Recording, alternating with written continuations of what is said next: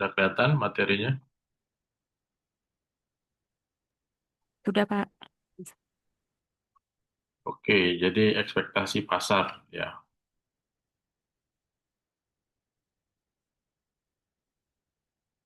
Oke, jadi proses keputusan investasi itu sudah kita bahas ya. Pertama itu ada tujuan investasi. Tujuannya apa? Ya, likuiditas, pendapatan tetap, atau capital appreciation. Ya. Nah, maka investasi yang dilakukan itu ya adalah untuk memenuhi tujuan. Jadi kalau likuiditas ya taruhnya di deposito atau pasar uang atau di tabungan ya. Tapi kalau pendapatan tetap tujuannya adalah taruhnya di obligasi. Kalau capital appreciation berarti taruhnya di saham. Setelah itu kebijakan investasinya apa? Ini terkait dengan alokasi aset. Ya, ini sudah kita bahas ya. Jadi kalau misalnya dia baru kerja, ya alokasi asetnya ada di likuiditas, ada di capital appreciation saham. Karena pendapatan tetapnya sudah ada dari income gajinya atau salary-nya. Tapi kalau dia pensiunan misalnya, alokasi asetnya kebanyakan adalah pendapatan tetap karena nggak banyak apa pendapatan tetapnya lagi, bahkan hilang gajinya. Jadi alokasi asetnya kebanyakan harus di aset pendapatan tetap. Likuiditasnya dialokasikan sesuai dengan kebutuhan. Nah, sahamnya sudah tinggal sedikit karena mayoritas di pendapatan tetap. Ya, nah ini terkait jumlah dana, terkait pajak dan biaya laporan. Nah, strategi portofolionya aktif atau pasif ya. Kalau aktif analisis fundamental teknikal, kalau pasif indexing ataupun buy and hold. Setelah itu dipilih asetnya, kalau di saham saham apa aja, kalau di obligasi obligasi seri apa aja, ori, sukri ya. Kalau di deposito ditaruh di bank mana? Ya, nah ini terkait pemilihan aset. Setelah itu diukur dan dievaluasi. Yang paling sederhana dibandingkan dengan benchmark atau pembanding. Kalau saham berarti taruh indeks saham dibandingkannya. Kalau pasar uang dibandingkan dengan bunga deposito, biasanya bunga deposito 3 bulanan. Kalau pendapatan tetap dibandingkan dengan indeks obligasi. Ya. Nah, ketika kita menghitung expected return itu ada tiga pendekatan utama. Pertama adalah hasil investasi historis atau historical return. Nah, ini dihitung historical return ini, return berdasarkan return atau harga historis. Dan ini dapat digunakan untuk mengukur kinerjanya. Nah, pertama misalnya dari saham. Saham itu komponen returnnya bisa diperoleh dari dividen dan perubahan harga atau capital gain. Total returnnya dividen yield ditambah dengan capital gain kalau untung. Kalau rugi berarti capital loss. Nah, ketika kita menghitung return, ya bisa kita hitung single period. Jadi satu periode yang bisa 1 tahun, 1 minggu, ya 2 tahun, 3 tahun, ya. Jadi single period. Jadi dari awal sampai akhir, ya kan, kita bisa hitung. Di mana total return-nya itu adalah dividen T1 yang akan datang ya. Kalau nol atau T-1 itu historis. Kalau historis nggak usah kita hitung karena sudah terjadi. Ya, jadi T akan datang ya T1 dibagi dengan harga perolehan ya, harga belinya ditambah dengan capital gain yaitu harga jual, harga T akan datang T+1 dikurang dengan harga PT, harga waktu T atau harga perolehan dibagi dengan harga perolehan atau periode T. Contohnya, Mr. Hari membeli saham Bayan Resources tanggal 1 Juli 2010 dengan harga saham per lembar 7.623. Pada tanggal 27 Juni 2011, diketahui Bayan Resources Tbk memberikan dividen sebesar Rp80 per lembar saham kepada pemegang saham. Mr. Hari menjual kembali saham PT Bayan Resources Tbk yang dimilikinya tanggal 1 Juli 2011 dengan harga saham per lembar 23.300. Pertanyaannya, berapakah total return yang dapat Mr. Hari selama periode investasinya di saham tersebut? Maka di sini keterangannya dividennya Rp80, harga jualnya Rp23.300, harga belinya 7.623. Maka total returnnya dividennya tambah capital gain. 80 dibagi 7.623 tambah 23.300 atau PT plus 1 dikurang PT atau harga pembelian dibagi dengan PT, harga ketika waktu T atau harga pembeliannya. Maka 0,01 atau 1% ditambah 2,057 atau 205,7%. Ya, sehingga returnnya adalah 206%. Ya. Nah, multiple period, ya, ini bisa kita pakai konsepnya rata aritmatik atau arithmetic mean sama dengan sigma atau penjumlahan banyaknya return dijumlahkan banyaknya sebesar T. T-nya ini dari 1 sampai ke N, banyaknya data, dibagi dengan N, banyaknya data. Ya. Nah, rata aritmatik ini tidak mengukur tingkat pertumbuhan majemuk, ya, atau compounding. Dia rata-rata aja, padahal dalam investasi ada reinvestment return atau compounding return. Tidak dapat menangkap realisasi pertumbuhan kekayaan. Jadi real kekayaan itu nggak bisa dihitung dengan arithmetic mean, itu kekurangannya. Untuk beberapa periode, tidak dapat menggambarkan return khusus pada single period. Karena apa? Rata-rata. Jadi ya memang ini rata-rata, ya memang tujuannya untuk rata-rata. Tapi dianggap menjadi kelemahannya. Karena dia tidak bisa menghitung masing-masing periode. Ya. Nah contohnya, berikut ini merupakan return investasi saham yang dilakukan Mr. Hari selama 3 tahun. Berapakah rata aritmatik yang diperoleh Mr. Hari selama kepemilikan investasi saham tersebut?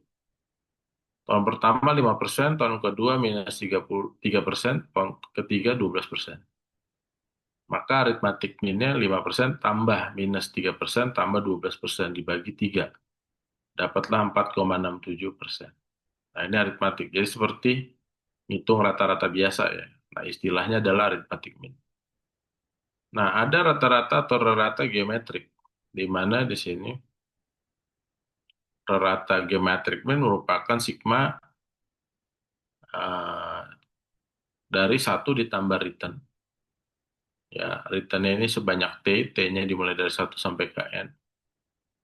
Dipangkatkan seper N, ya, atau diakarkan, dikurangi 1.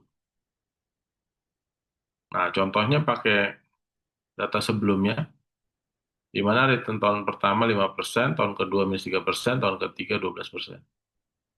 Sehingga geometric pin-nya di sini 1 ditambah 5% dikali 1 tambah minus 3%.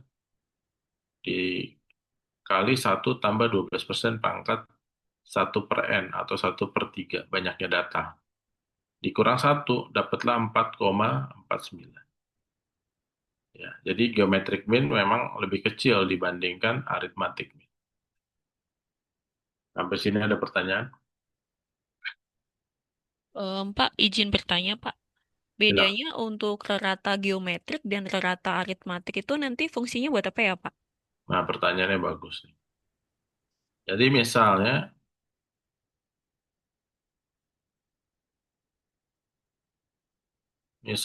di periode 0, di sini 1, di sini 2. Ya. Misalnya di sini harganya 500, di sini 1.000 harga sahamnya. Di sini harganya 500 lagi. Nah, dari periode 0 ya ke periode 1 ini returnnya berapa persen? 50 ya, Pak. Oh, 50. 500. 100. Oh, 100%. iya, Ding. Dari 1.000 ke 500 berapa persen? 50. Hah? 1.000 ke 50. 1.000 Bukan ke 500. 0,5. Minus 50%. Ya enggak? Minus kan dari 1000 ke 500. Iya, betul, Pak. Nah, aritmatik aritmatik minnya berapa? 100 ditambah minus 50 dibagi 2 berapa? 25. 25% kan? Iya. Geometric minnya berapa? Jadi artinya aritmatik min mengatakan setiap periode menghasilkan 25%, ya kan, selama 2 periode. Geometric min berapa? Ada yang bisa hitung cepat? Satu dikurang setengah ya, Pak ya? 0% Apa? kan? Iya. Kenapa 0%? Ya? Dari 500 kembali ke 500 ada return nggak?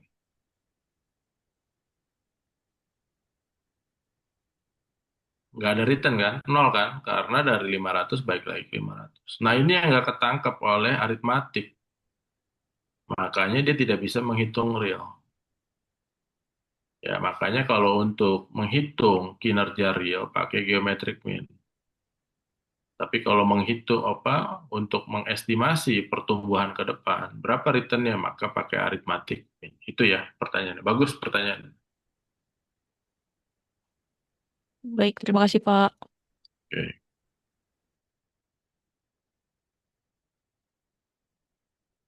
Ya, jadi ini menjelaskan yang ini tadi.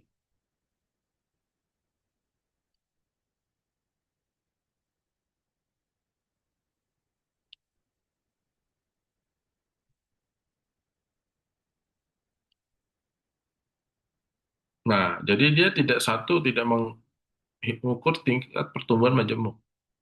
Ya, compoundingnya nggak bisa ya tadi. Dia masing-masing periode aja 100% dan 50%. Ya, yang kedua, tidak menangkap realisasi pertumbuhan wealth selama beberapa periode. Ya. Nah, itu adalah kekurangan dari rata aritmatik. Ya, yang ketiga tadi, dia nangkepnya adalah masing-masing periode return-nya adalah 25%. Padahal tadi ada apa? Ya kan? Naik 100%, periode pertama, periode keduanya berapa? Minus 50%. Jadi dia tidak bisa menghitung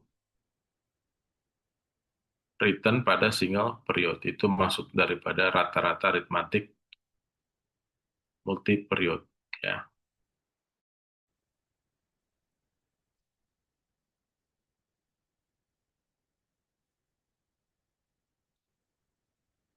Ini karena datanya apa?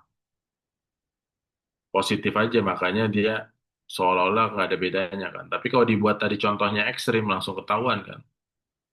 Ya, tidak ada pertumbuhan dari 500 kembali ke 500. Nah, yang kedua, menghitung obligasi. Tingkat imbal hasil investasi di obligasi terdiri dua komponen. Di obligasi ada bunga dan capital gain. Kalau di saham tadi dividen. Ya, total return yang kupon yield ditambah dengan capital gain. Ya.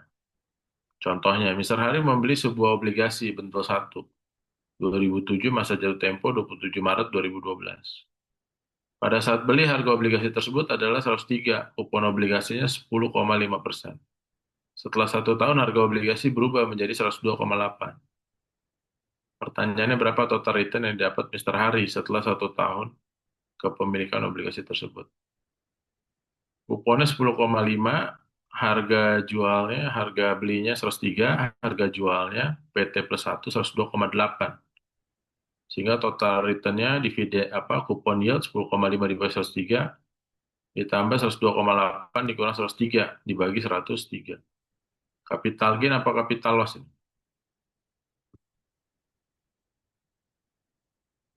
Capital loss ya, karena harga jualnya lebih rendah daripada harga beli.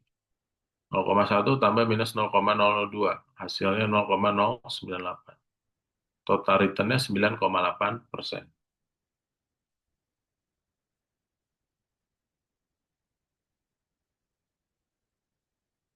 Oke, selanjutnya reksadana. Ya, menghitung reksadana langsung kita perlu datanya NAB per unit ketika melakukan pembelian dan NAB per unit ketika tanggal ingin dihitung reksadananya atau bisa ketika tanggal kita jual. Tapi belum tentu dijual kan. Jadi kita perlukan NAB per unit penyertaan ketika kita ingin menghitung return reksadana. Total returnnya adalah NAB waktu T dikurang NAB T-1 atau waktu pembelian dibagi dengan NAB waktu pembelian. Contohnya, ya, Mr. Hari membeli sebuah reksadana Bahana Dana Prima tanggal 2 November 2009 dengan nilai aktiva bersih 8.422,84. Angkanya kebetulan keriting.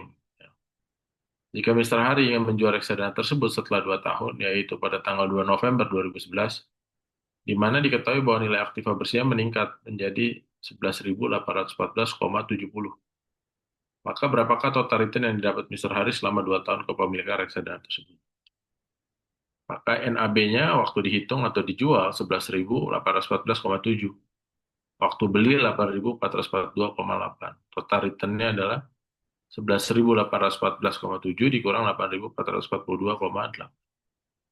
Dibagi 8.442,8. Hasilnya 39,94%.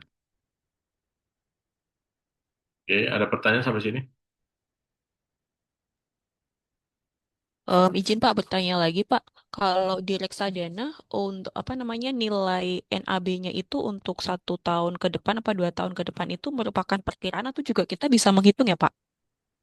Bisa, kalau kita perlu 1 bulan ya bulanan boleh. NAB ini dihitung harian ya, tiap hari. Oleh MI, Bank Kastedi itu tiap hari dihitungnya. Dia dihitung dari, terus dipublikasikan di media massa. Tapi karena media massanya sekarang elektronik dan juga banyak marketplace, maka kita gampang dapat NAB-nya di mana-mana. Kalau dulu sebelum COVID, nah itu harus lihat di koran, harus lihat di Bisnis Indonesia, Investor Daily, atau di Kompas kan itu misalnya. Kalau sekarang udah di marketplace ada Reksa, Evo Vesta ya, atau di ya koran digital lah berarti. Dan dihitung tiap hari ya. Jadi kalau market tutup jam 4, paling lama jam 5 udah tahu NAB-nya berapa per unit. Ya, nanti dilaporkan ke OJK, nanti juga dipublikasikan besok pagi. Ya, Ya, siap Pak. oke ada lagi. Nah, selanjutnya menghitung historical return instrumen pasar uang, dikenal sertifikat deposito, certificate of deposit. Nah, ini barangnya udah langka sebenarnya, bahkan mungkin udah punah. Ya, tapi ketika kita menghitung instrumen pasar uang, biasanya yang sering dijadikan case adalah sertifikat deposito. Ada yang kerja di bank nggak nih? Masih ada nggak sertifikat deposito? Biasanya deposito aja ya. Apa bedanya sertifikat deposito dengan deposito? Kalau sertifikat deposito itu dia dijualnya adalah dengan diskon. Jadi kalau kita deposito 1 miliar misalnya, kalau deposito biasa 1 miliar, kalau sertifikat deposito kita untuk 1 miliar kita kasihnya 900 juta. 100 jutanya nanti dapatnya di belakang. Jadi kasih di depannya 900 juta, nanti pas jatuh tempo dapatnya 1 miliar. Nah itu sertifikat deposito. Dijual di harga par atau diskon. Nah, permasalahannya berapa imbal hasilnya? Nah, itu yang mau dihitung, yaitu diskon dibagi dengan nilai nominalnya atau parnya. Dikali 360 hari dibagi waktu waktu lama depositonya atau T-nya. Contohnya, ya. Sebuah sertifikat deposito yang mempunyai nilai 1 miliar berjangka waktu 150 hari dijual dengan harga 980 juta. Pertanyaan berapa imbal hasil diskon banknya? Berarti 1 miliar dikurang 980 juta, diskonnya 20 juta. Nilai nominalnya 1 miliar, waktunya 150 hari. Maka return atau bunga tahunannya adalah 20 juta dibagi 1 miliar dikali 360 hari dibagi 150 hari lamanya sertifikat deposito tersebut. Sama dengan 4,8% per annum per tahun. Nah, itu bunganya. Ya, cara menghitung. Nah, yang kedua ada SPN. Ya, kalau tadi diterbitkan bank, kalau ini diterbitkan Kementerian Keuangan untuk mengisi atau menambal defisit defisit APBN. Ya, jadi SPN ini masuk dalam klasifikasi surat utang negara paling lama 12 bulan. Karakter dari pasar uang itu instrumennya jatuh temponya paling lama 12 bulan. Jadi kalau 1 bulan, 2 bulan, 3 bulan itu masuk instrumen pasar uang. Pembayarannya juga diskonto. Maka formulanya di sini diskon dibagi dengan nilai nominal dikali 360 hari dibagi dengan T waktu SPN. Nah, di sini contohnya sebuah SPN yang mempunyai nilai nominal 100 juta dan berjangka waktu 150 hari dijual dengan harga 94 juta. Pertanyaan berapa imbal hasil diskon banknya? 100 juta dikurang 94 juta atau 6 juta. Nominalnya atau parnya adalah 100 juta. Waktunya 150 hari. Maka dimasukkan di sini diskonnya yaitu 6 juta dibagi 100 juta dikali dengan 360 hari dibagi 150 hari. Maka imbal hasil dari SPN tersebut 14,4% per annum.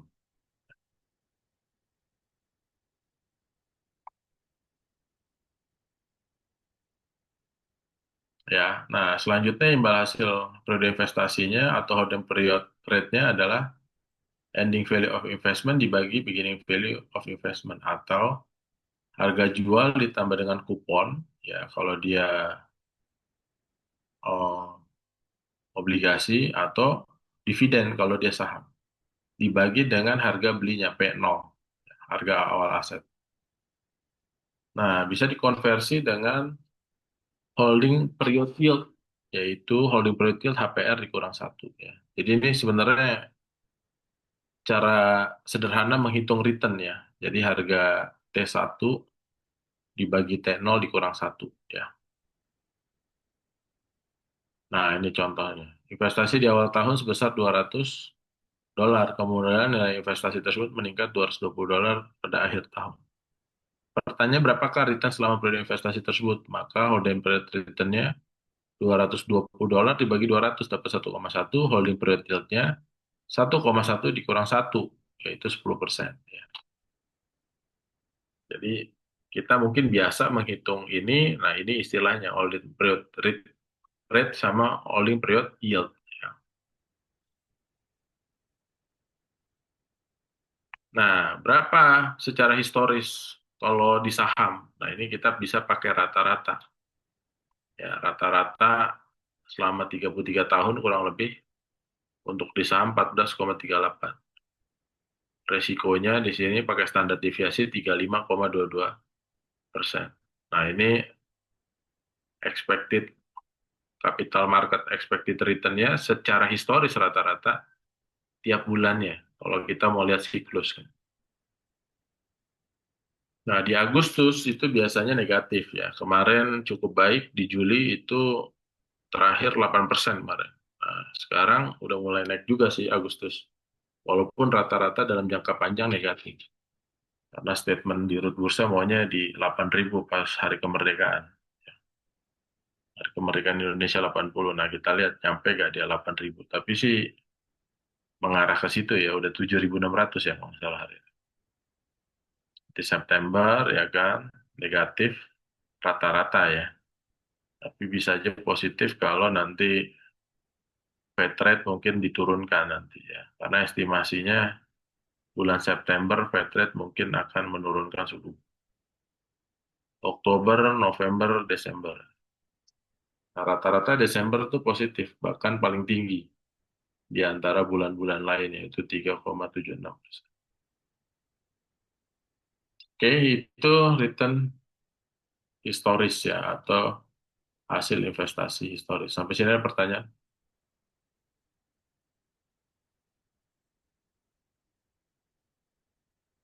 Oke, kalau belum ada kita lanjutkan. Nah, kalau tadi kita udah bahas historis, sekarang ke depan, hasil investasi ekspektasi atau expected rate of return. Yaitu return yang diharapkan akan didapat oleh investor di masa yang akan datang. Expected return adalah sigma atau penjumlahan dari probability of return dikali possible return-nya. Ya, dijumlahkan di mana return-nya ini dari 1 sampai ke N, banyaknya data. Ya. Jadi kalau kita mau menghitung expected return bulanan selama setahun, berarti di sini probability return dikali possible return dari masing-masing bulan, misalnya sini. Ya, dari periode 1, 2, 3 sampai 12 bulan Desember. Jadi banyaknya data ada 12. Nah, ini kalau simbol-simbolnya ya secara matematik expected return, RI sama dengan sigma dari probability P sebanyak I dikali R sebanyak I. I-nya dari 1 sampai ke N. Nah, contohnya di sini, Mr. Hari ingin melakukan investasi, yaitu membeli saham PT Bumi Resource Tbk pada level Rp2.200 per lembar. Sebelum merealisasikannya, Mr. Hari membuat simulasi atas return yang didapat dari saham PT Bumi Resources untuk 1 tahun ke depan. Nah, kalau kondisi ekonominya kuat, probabilitas ekonomi kuat itu 50%, return sahamnya 25%. Kalau kondisi ekonominya lemah ya, atau menurun, probabilitas terjadinya ekonomi lemah itu 15%, return sahamnya 5%. Nah, kalau dia normal aja atau stabil, dan probabilitas return-nya adalah 35%, maka return ketika ekonomi stabil, yaitu return-nya 10%. Nah, pertanyaannya berapa expected return dari saham PT Bumi Resources Tbk? Maka expected return-nya tadi, yaitu penjumlahan dari probabilitas dikali dengan possible return-nya, ya, yaitu 25%. 15% ke 25% ditambah 35% dikali 10%. Maka expected return-nya adalah 16,75%.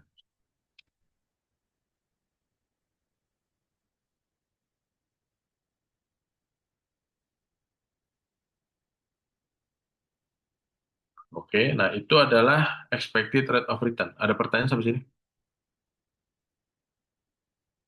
Oke, kalau belum ada, kita lanjutkan. Sekarang hasil investasi yang disyaratkan atau required rate of return, ya, yaitu return minimum yang disyaratkan atau yang diminta oleh investor untuk berinvestasi pada satu efek atau sekuritas tertentu.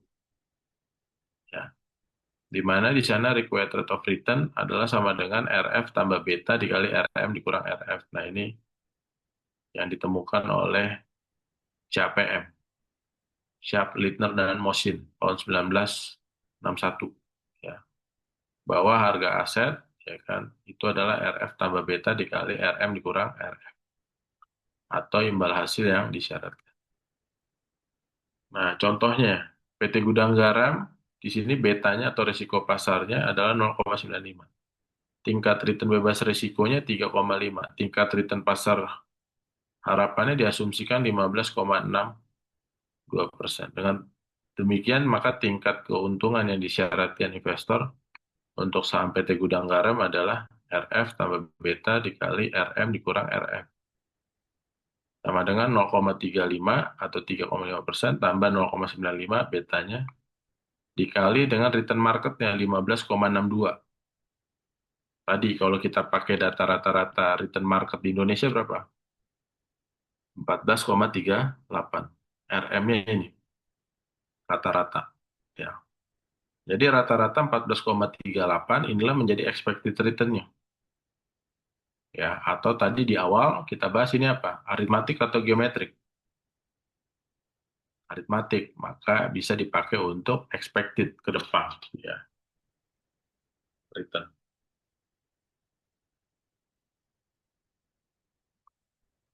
Jadi di sini kalau contohnya 15,62, kalau tadi pakai 14, something ya.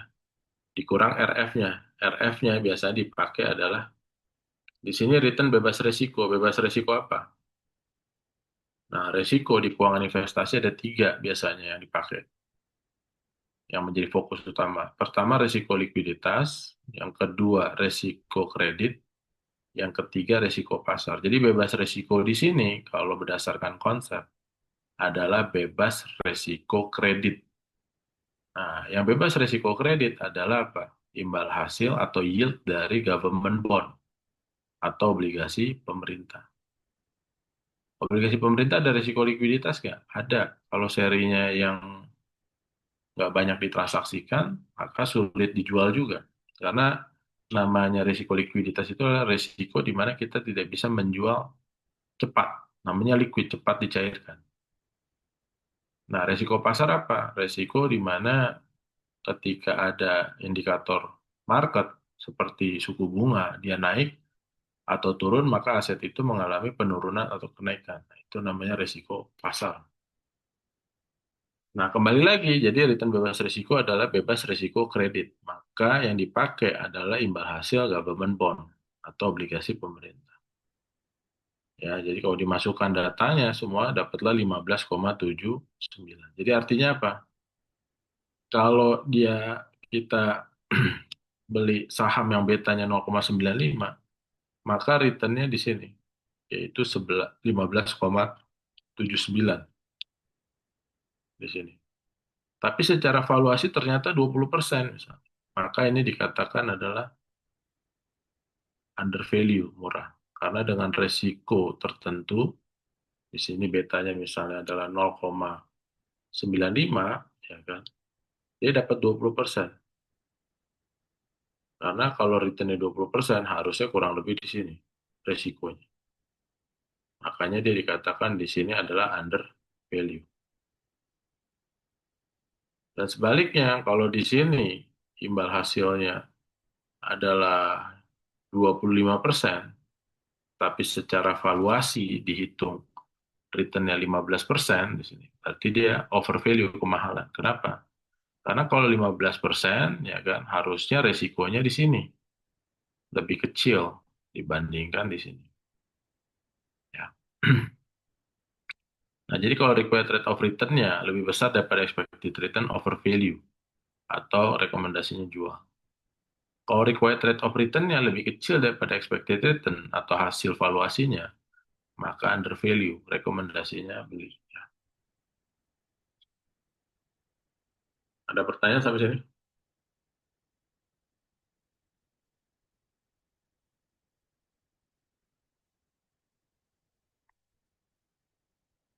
Nah, kita mau hitung apa? Contohnya, kita mau hitung saham apa? Misalnya saham Adaro. Ya, kita hitung di sini.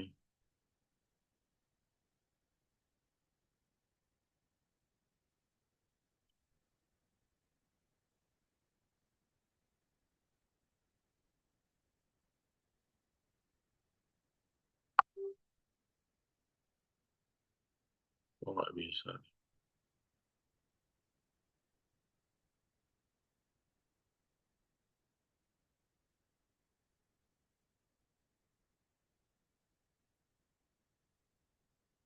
Eh, kok jadi begini?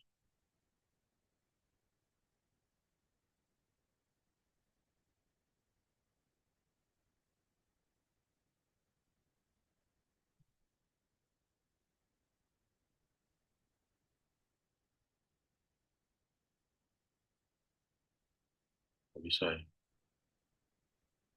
Ya adalah kita itu aja lah ya. Hitung aja Adaro. Kita cari pertama betanya dulu. Beta, RF, sama apa? RM ya. RM-nya tadi misalnya kita mau pakai yang ini.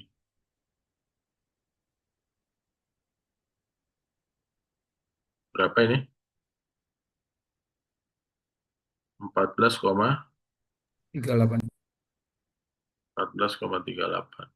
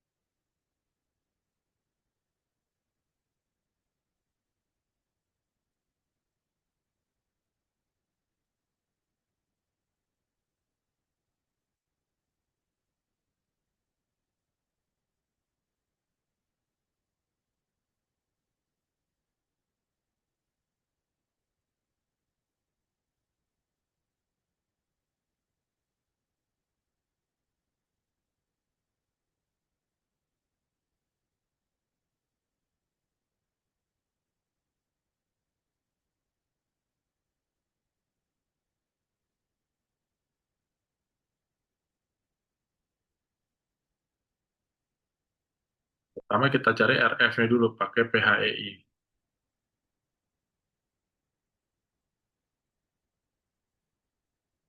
Biasanya dipakai adalah yield 10 tahun. 6,5583 atau 6,56 lah ya kita bulatkan.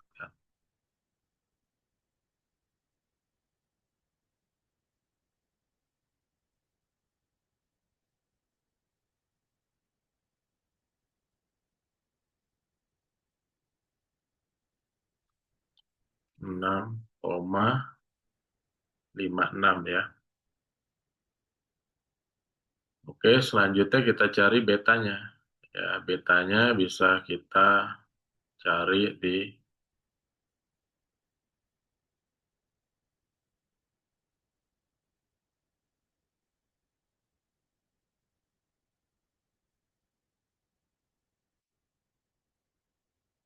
Reuters ya.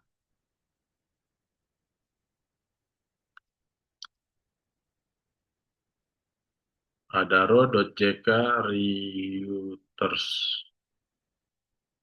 Ya,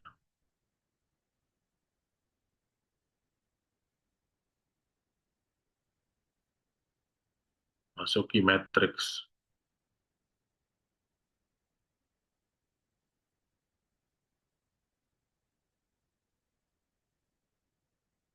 Betanya adalah 1,53. Ya.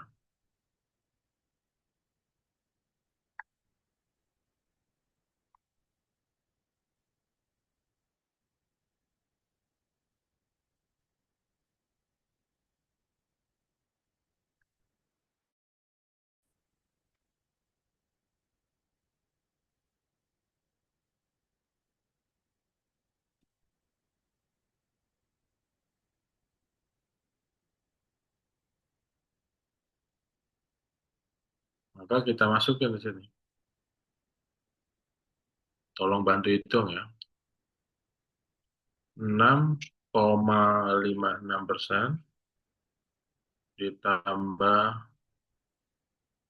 1,53 ya kan? 14,38 dikurang dengan 6,56%. Berapa jadi?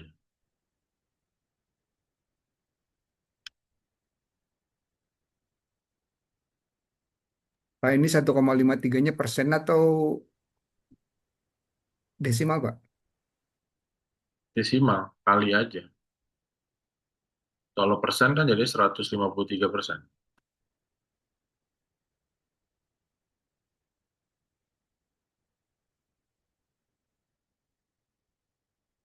Berapa tadinya?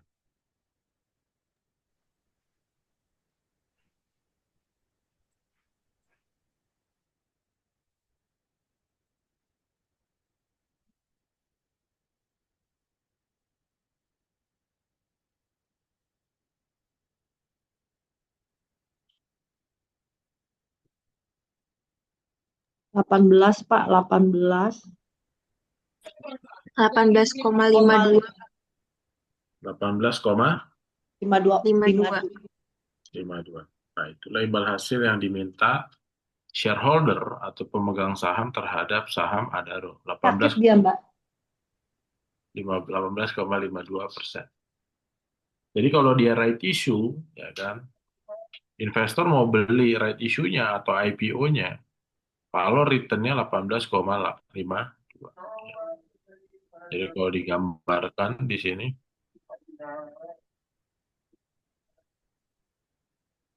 kok hilang gambar.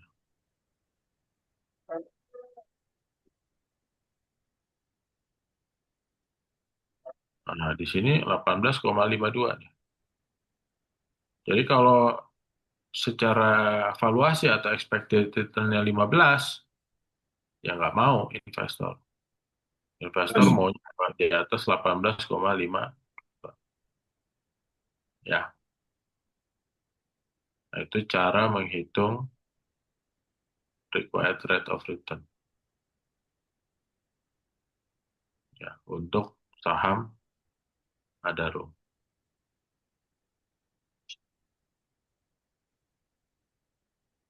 Di save aja.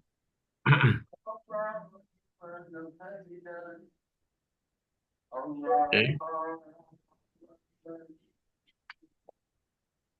Nah, selanjutnya kita hitung hasil investasi real return. Return yang disesuaikan dengan tingkat inflasi. Real return sama dengan 1 tambah nominal rate of return dibagi 1 tambah inflation rate dikurang 1. Maka di sini, ya kan, kalau risk free rate 8%, tingkat inflasi 3%, maka real return-nya adalah 1 tambah 8% dibagi 1 tambah 3% dikurang 1. 4,85%. Nah, kalau positif, investor masih mau masuk ke negara tersebut atau ke market tersebut. Tapi kalau negatif, investor keluar dari pasar tersebut atau dari saham tersebut. Oke, ada pertanyaan sampai sini?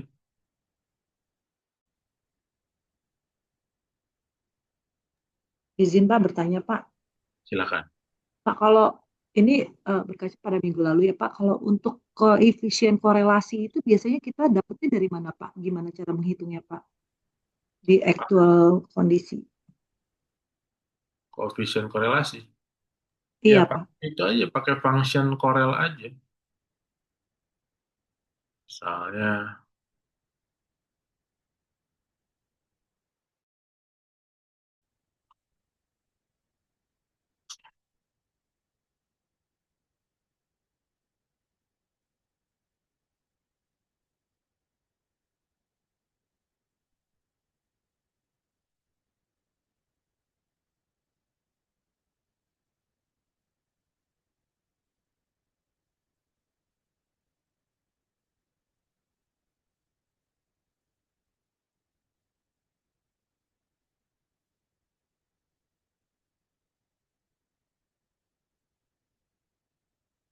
bentar ya, datanya kok berat ini loading.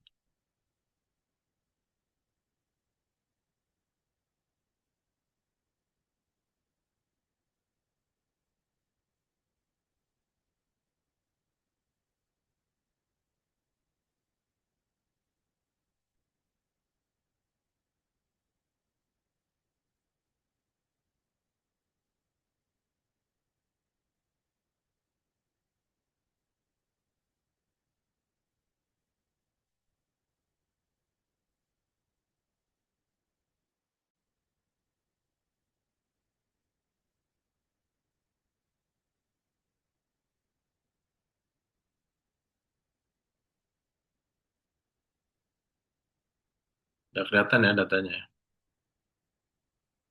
Misalnya, ini apa data? Oh, ini rata-rata.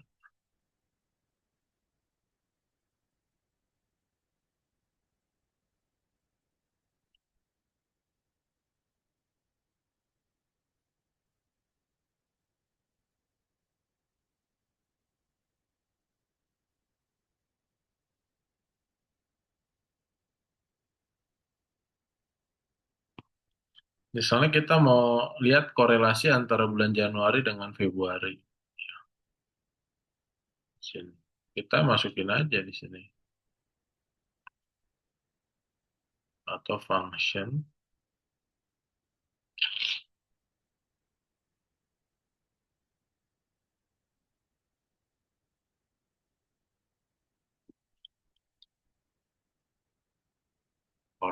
Correlation. Insert function. Ya kan, data pertamanya apa? Januari.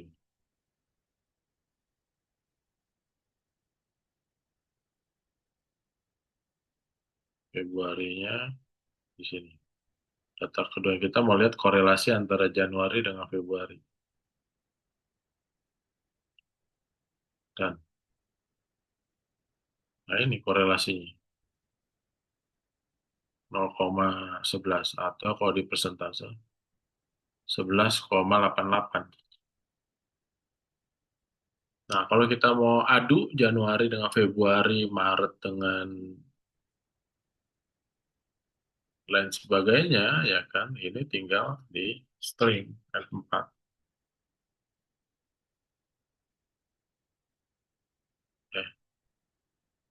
M-nya ya yang di itu.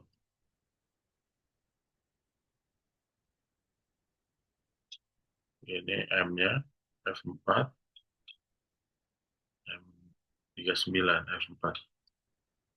Enter. Tinggal tarik.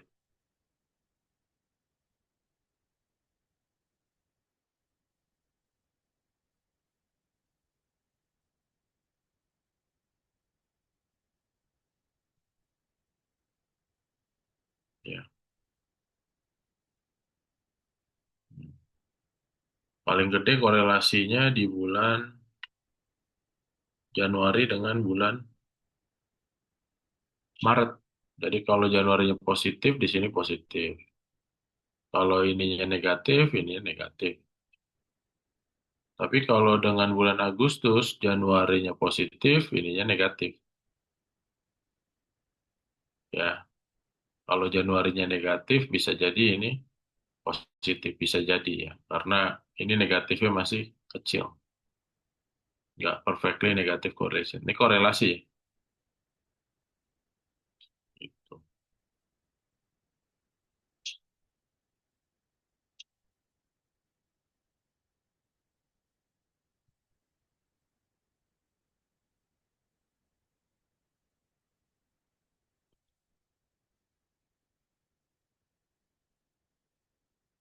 Mungkin datanya kebanyakan berat, jadi biasanya Excel tuh kalau datanya kebanyakan jadi berat.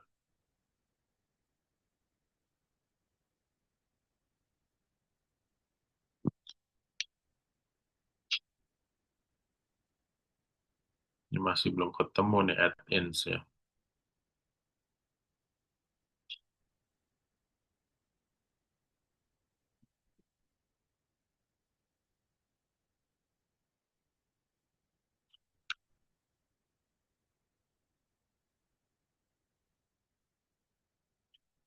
Nggak ada, dia hilang mungkin.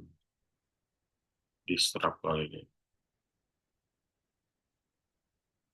Nah, sebenarnya Excel banyak powerful, teman. Ini di tempat saya hilang ya.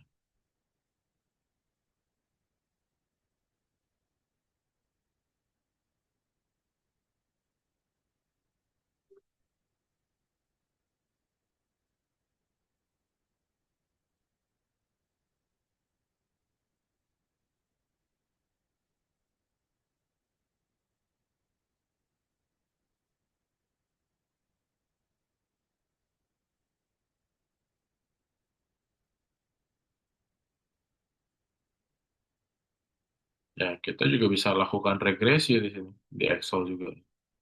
Cuman saya masih belum ketemu nih, kenapa data ini hilang, harusnya ada di sini. Itu ya, cara nyari Corel ya sementara. Nanti Iya, mudah-mudahan Pak. di berikutnya kita bisa tes regresi ya, dan lain sebagainya. Bahkan ngitung value at risk, kalau belajar tentang manajemen risiko bisa dibuat juga ya di sini, di Excel.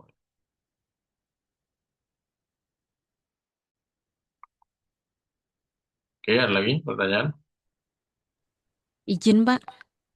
Ya, Bapak, tadi kalau saya lihat RM yang dicontohkan dari mulai tahun 1898 ya Pak sampai 2025. Untuk mencari RM ini apakah semakin banyak tahun itu semakin bagus atau seperti apa Pak? Atau ada syarat minimal berapa tahun gitu Pak? ya Makasih. memang semakin pertama semakin panjang semakin bagus ya. Kita ngitung kan dari tahun 89. Kenapa 89 ya? Bursa Indonesia ramenya 89. Ya kalau di Amerika dari 1930 ya. Kalau kita ramenya tahun 89 ya. Nah, jadi kalau kita mau regresi, ya kan sekarang sih udah bisa karena statistik itu syaratnya yang dianggap eh, reliable itu 30 data. Ya. Ini kan tahun 89. Jadi ini udah 30 data. Jadi kalau mau ngeran data tahunan udah bisa secara indeks ya.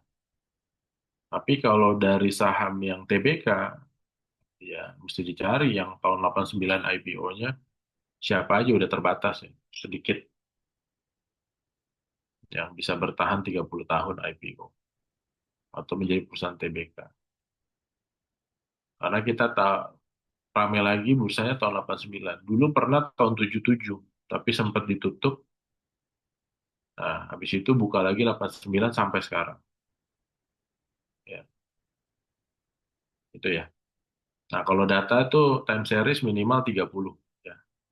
Tapi kalau bisa nanti regresi itu datanya kalau bisa di atas 50 lah. Ya, biar aman. Ya. Kalau nanti bikin tesis ya.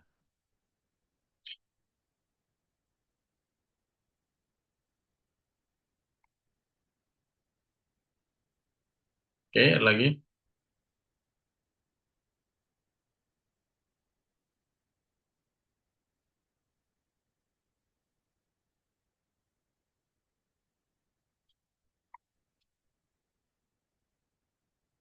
Nah, untuk melakukan return, ya, estimasi return, kita juga bisa melakukan regresi berganda. Jadi return itu merupakan fungsi dari X1, X2, sampai XK. Jadi kita bisa menghitung return saham, return obligasi, reksadana. Dipengaruhi misalnya kita nguji dengan data internalnya, kinerja keuangannya, misalnya ROE, ROA, kan gitu ya. Atau dengan tambah variabel makro atau eksternalnya, nah bisa juga. Ya. Nah, jadi kalau regresi itu secara konsep adalah dicari rata-rata dari data yang mendekati rata-ratanya, atau istilahnya least square atau error terkecil. Nah, sehingga membentuk rata-rata. Nah, jadi untuk menghitung contohnya di sini adalah yield obligasi menggunakan regresi. Ya, di sini kita bisa pakai variabelnya adalah BI rate, Fed Fund rate, core inflation, IDR untuk yang 2 tahun. Untuk yang tenor atau periode 5 tahun, ini koefisiennya 10 tahun, 20 tahun. Ini kalau ada yang tertarik obligasi, bikin kayak gini, datanya diperbarui, ditambah, udah bisa jadi tesis nih. Ya, dengan menggunakan 4 variabel aja. Ya, nah dari hasil ini nanti bikin strategi buat strategi portofolio obligasinya apa? Apakah bullet, barbell, atau laddering? Enggak. Jadi jumlahnya dia tetap setiap periode. Kalau barbell ini kayak barbell, jadi jangka pendek dan jangka panjang yang banyak. Jangka menengahnya sedikit. Kalau bullet justru kebalik. Jangka menengahnya portofolionya banyak, jangka pendek, jangka panjangnya sedikit.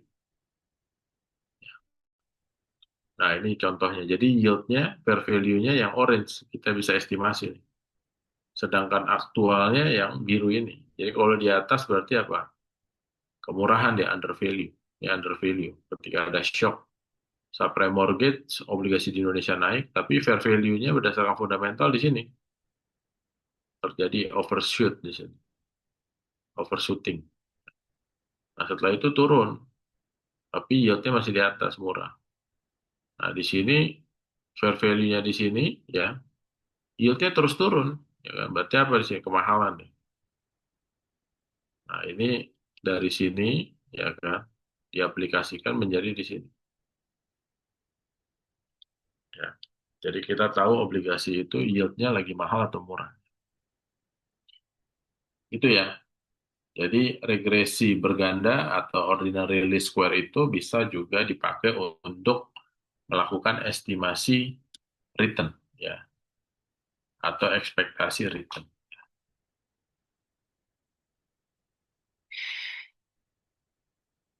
Oke, ada pertanyaan? Oke, kalau belum ada kita lanjutkan. Sekarang masuk ke risiko investasi.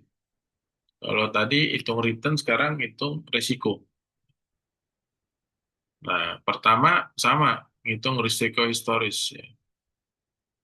Tapi kita bahas dulu, apa sih yang namanya risiko? Apa itu risiko? Apa risiko? Secara sederhana, risiko itu adalah ekspektasi yang tidak tercapai. Kan, risiko. Maunya target salesnya pendapatannya 100 miliar, ternyata cuma dapat 80 miliar. Atau sebaliknya, ya kan?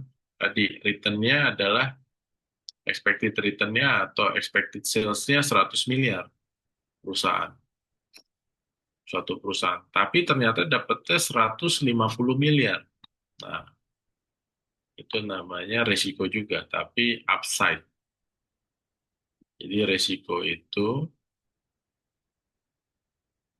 kayak kalau digambarkan di sini, ini expected return.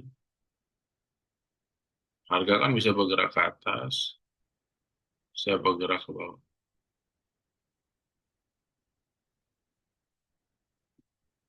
Yang namanya resiko yang ke atas apa ke bawah? Atas bawah, Pak.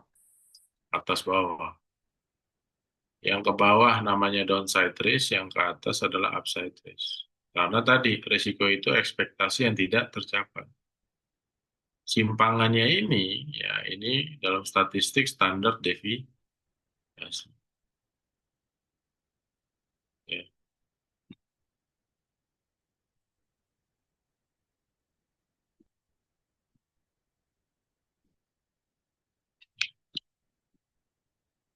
Nah, sebenarnya resiko itu ada apa enggak sih? Nah, ini filosofi nih. Resiko itu ada apa enggak?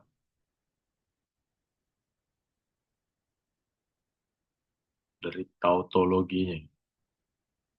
Resiko itu ada nggak sih?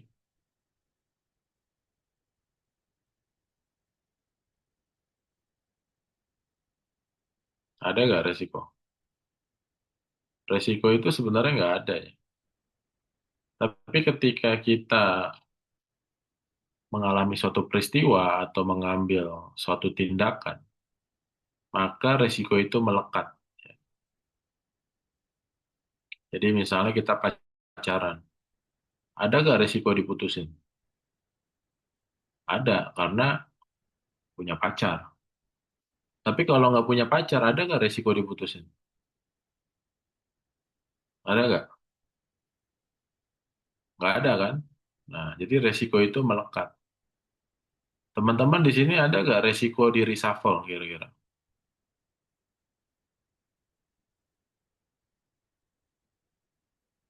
Ada nggak resiko di reshuffle sama Pak Presiden? Nggak ada, karena nggak ada yang jadi menteri kan? Atau ada yang jadi menteri di sini? Kalau ada yang jadi menteri ya berarti melekat resiko di reshuffle. Ada nggak di resiko KO sama El Rumi di sini?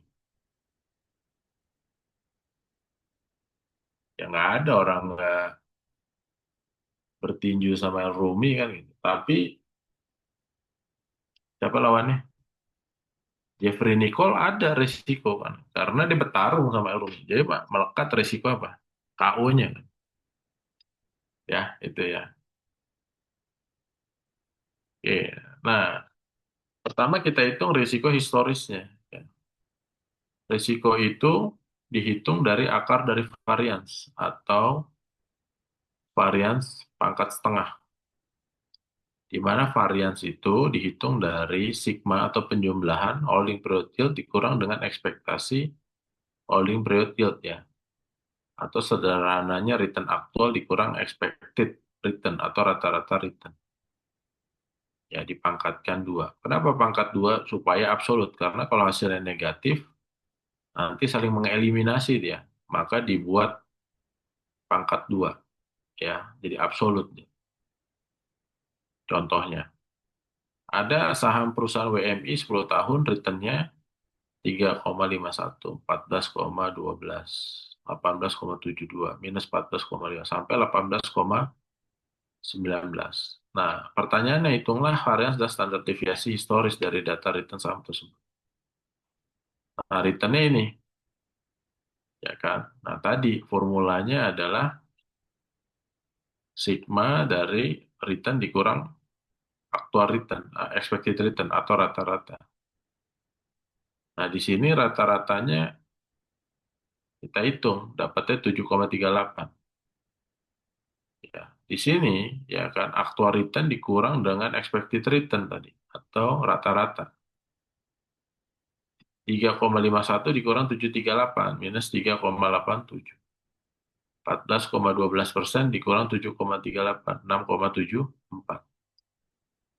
Nah, dapat masing-masing sampai 10,81 dipangkatkan 2.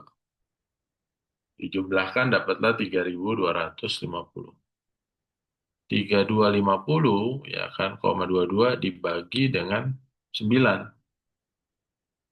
Ya, sama dengan 361,18. Nah, diakarkan atau pangkat setengah dapatlah 19%. Gampang lah ini ya. Ada pertanyaan sampai sini? Nah, jadi kalau digambarkan tadi ya,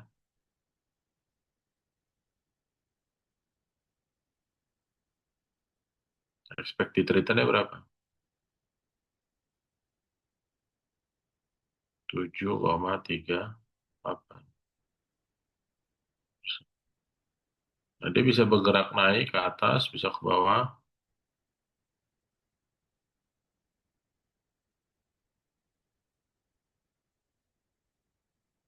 Ini ke atas bisa 19%, bisa bergerak ke bawah minus 19%.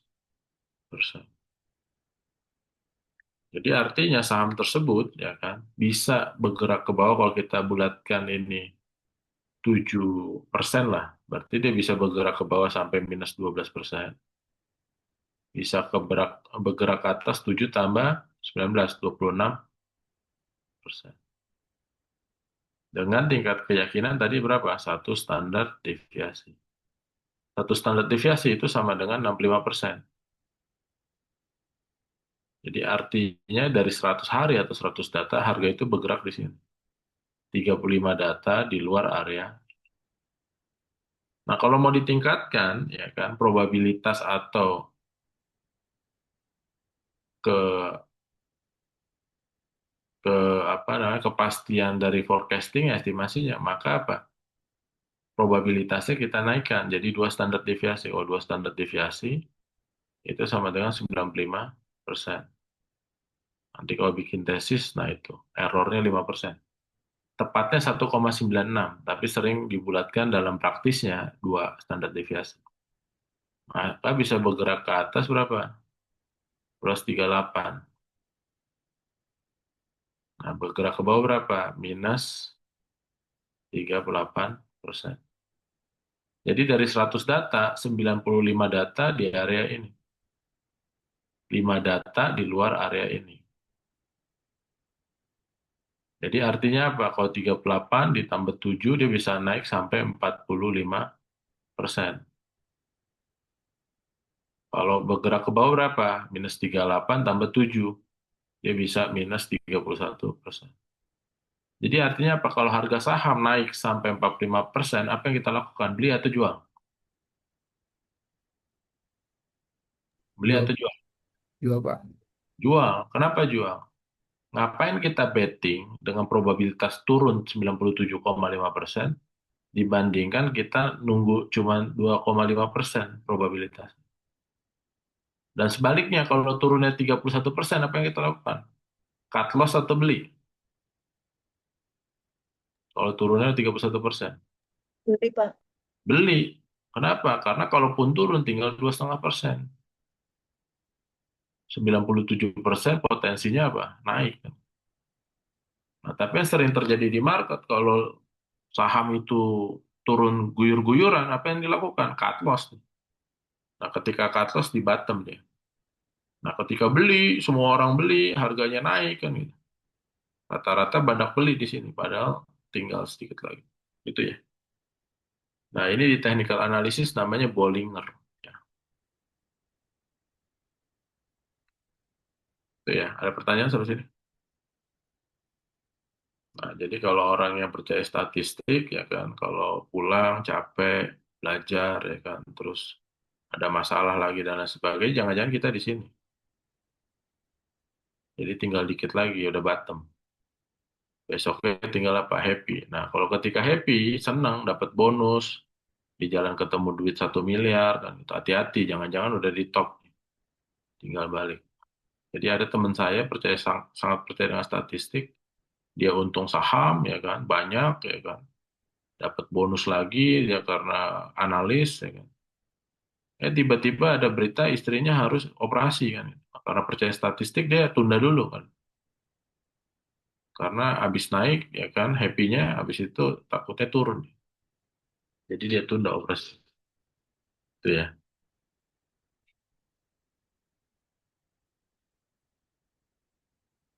Oke, kita lanjutkan. Nah, selanjutnya adalah risiko ekspektasi, expected risk ya. Yaitu di sini cari variansnya. Di mana varians itu sigma atau penjumlahan dari probability dikali possible return dikurang expected return pangkat 2. Ya, standar deviasinya atau resikonya adalah akar daripada varians. Nah, kita pakai data yang di awal, yang menghitung expected return, yaitu kondisi kuat, probabilitas 50%, returnnya 25%. Kalau lemah 15%, returnnya 5%. Stabil 35%, returnnya 10%. Maka kita hitung di sini pertama expected return, yaitu return dikali possible return, ya probabilitas dikali return, ditambah kondisi ekonomi lemah, 15 dikali 5%, ditambah 35 kali 10, dapatlah 16,7. 25% dikurang 16,75, 8,2. 5 dikurang 16,75, dapatlah 11,75. 16,75 kurang 10 adalah minus 6,75. Karena return dikurang expected. Setelah itu dikali probabilitas, pangkatkan 2. Dapatlah 0,3403, 0,2071%, 0,1595%. Ya, dapatlah variansnya 0,7069, standar deviasinya dipangkatkan setengah atau diakarkan, dapatlah 8,41.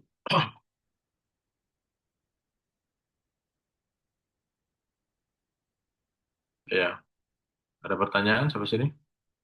Wah, udah kuis aja sih. Ada pertanyaan?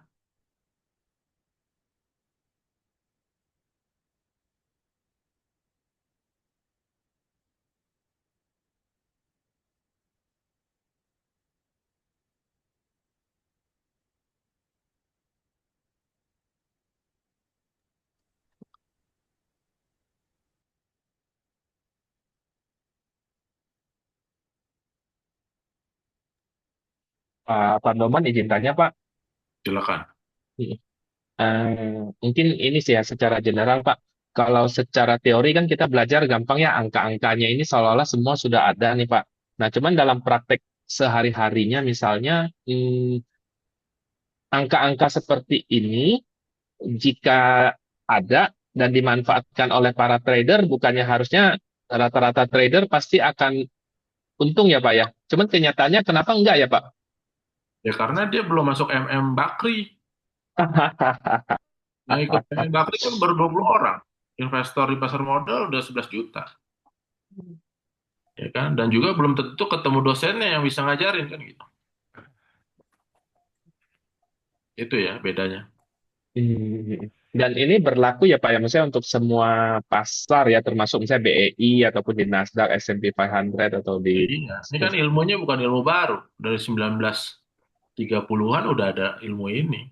Jadi bukan sesuatu yang baru. Kita aja baru belajar. Ini kan buku-buku referensi tahun 60-an ini. Yang pemenang-pemenang Nobel itu kan. Dari Harry Markowitz tahun 52, CAPM 61, APT tahun 70. Ya kan itu kan udah lama. Cuman karena baru belajar malam ini aja baru tahu kan. Oke, Tapi oke. kalau Warren Buffett, Mark Mobius ya udah di luar kepala begini kan gitu. Nah, apalagi yang belum belajar bisa dibayangkan kan, cuman ikut influencernya aja belum tentu benar kan gitu. Gitu ya logikanya. Oke, siap. Makasih, Pak. Ternyata benar ya, Pak. Nggak salah pilih jurusan nih, Pak. Mudah-mudahan ya, itu nggak salah ya. Seringkali analis juga belum tentu bisa melakukan valuasi. Lihat reportnya lah. Apalagi kalau mahasiswa nggak mau ngerjain tugas lagi. Ya kan maunya cuma gelar MM gitu kan. Tapi tugasnya nggak mau dikerjakan. Ya gimana mau Indonesia maju kan itu. Gitu ya. Kita kuliah itu kan apa sih? Cara belajar kan. Kita cara belajar satu. Yang kedua dapat network kan gitu. Ya. Jadi kalau mahasiswa kagak mau ngerjain tugas, ya saya bingung tuh. Kan gitu. Tapi nilainya mau lulus kan gitu. Ya, ketua kelas siapa Kevin tuh kemarin nih. Kirain kelompok, Pak. Nah, itu hati-hati dengan etika ya. Iya, Pak. Ya, ilmu yang paling tinggi itu adalah etika ya. Bukan yang kayak gini-gini. Kalau kita sudah beretika, semua dunia ini udah aman. Ya, jadi mesti diperhatiin tuh. Kita boleh pintar tapi juga harus beretika ya. Gitu. You pintar tapi nggak etika, jeblok aja, nggak ada maknanya tuh. Itu ya. Saya nyampein begini karena saya peduli ya. Karena banyak jadi generasi penerus nantinya. Ya, masa mau jadi master tugas kelompok kan gitu. Jadi kalau keluar dari kelas saya walaupun setengah semester, nah, saya bisa adu tuh dengan mahasiswa manapun, saya jamin. Kalau dia ngerjain tugas kan. Ya,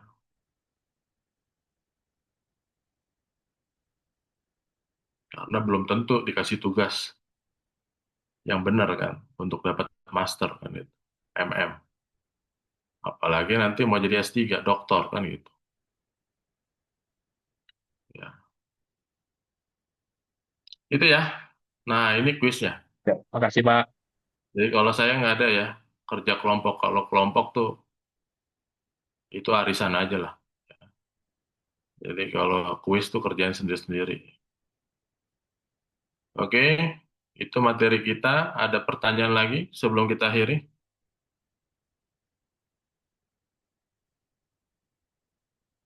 Ini Pak, dikumpulkan izin Pengelamar bertanya, Jumat Pak. ya. Ya, Oh, nggak apa, Pak. Iya, mau nanya tadi. Dikumpulkannya maksudnya saya mau nanya itu. Tapi udah, Jumat terima lagi. kasih, Pak. Iya, baik, Pak. Jumat. Nanti kita Rabu ketemu lagi ya. Kalau saya tuh maunya tuh analis laporan keuangan, valuasi gitu. Jadi oleh-olehnya banyak dari kelas saya, tapi ternyata silabus kita nggak nyampe ke sana kan.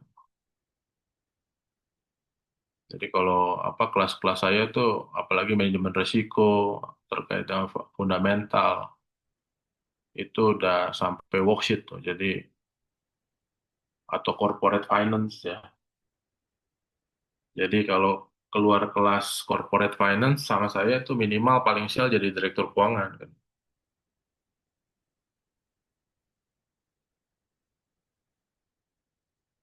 Karena udah dipelajari semuanya. Oke, itu ya. Nanti saya share ke ketua kelas materinya ya. Ya, Nanti baik, Pak. thank you ya semua. Terima kasih, Pak. Selamat Terima malam. kasih, Terima Pak. kasih, Pak Selamat Patremon. malam. Malam. Selamat Ya, malam. Pak. Terima kasih, Pak. Ya.